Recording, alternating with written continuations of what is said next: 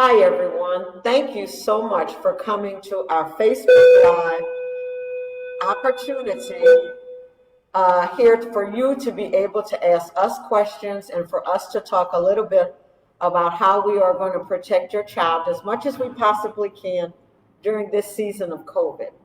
As we all know, it is extremely, extremely important that we take your child's health as well as our own very, very seriously. And COVID has really, thrown a kink in a lot of things, especially as it comes to schools.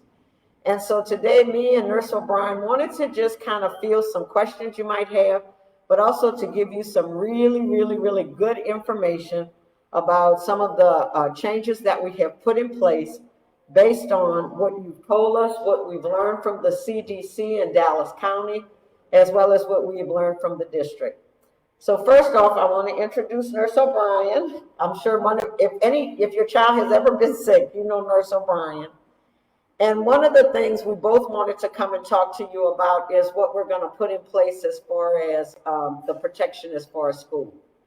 One of the things is that we know that arrival and dismissal has to be as contactless as it possibly can to keep your child safe. So we came up with a system where your child will be, you will come in through the drive-through in the morning. And when you drop off your child, before your child gets out of the car, we're going to take their temperature and make sure that you have a mask, or your child has a mask, I'm sorry. In that, we wanted to make sure that you understand that we are doing this for your protection. If your child does not have a mask, don't get upset. We're going to furnish them one, but we're going to ask you to drive around and an administrator will meet you at your car to be able to furnish the mask for your child. We cannot give a mask out every day. It just is unfortunate we don't have that kind of PPE equipment to give your child a mask every day. So we're going to ask that your child come with a mask.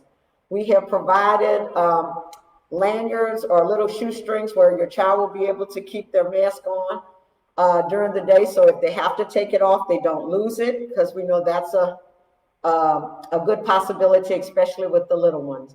Once you have been cleared to that your child does not have a temperature and they have a mask, we will direct you to drive to the back of the building at your child's hallway, which we have a sign out to let you know where to drop off your child. A staff member will meet your child at the door, come to the car, and also too, when they come to the car, they'll let them out, and then they will be able to come in the building. Mm-hmm. Once in the building, they will then either go to their classroom or go to the grade level hallway or go to breakfast to eat. During this entire time, we have monitors in the building to make sure that children are staying socially distant. They have their mask on, and once they get to the cafeteria, they say social distance so that they can get their breakfast. In the afternoon, it is the same thing. We have provided, and I want to make sure that I make this absolutely clear. We have distanced kids as much as we possibly can in a classroom.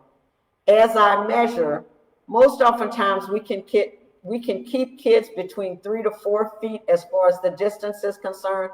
In some classes, though, it's a little bit less than that. That is why it is so important that your child keeps their mask on every day and all during the day. Now, we are going to give them breaks to be able to take off their mask when they go outside, when they eat lunch. We have, for our little ones, the teachers have planned breaks during the day where they take them a walk around the building or around outside so they can get a break from those masks. But while they are in the building, we want to make sure that everybody stays safe and protected, so they are going to have to wear the mask. Then for dismissal, it is basically the same way. We are going to try to be as contactless as we possibly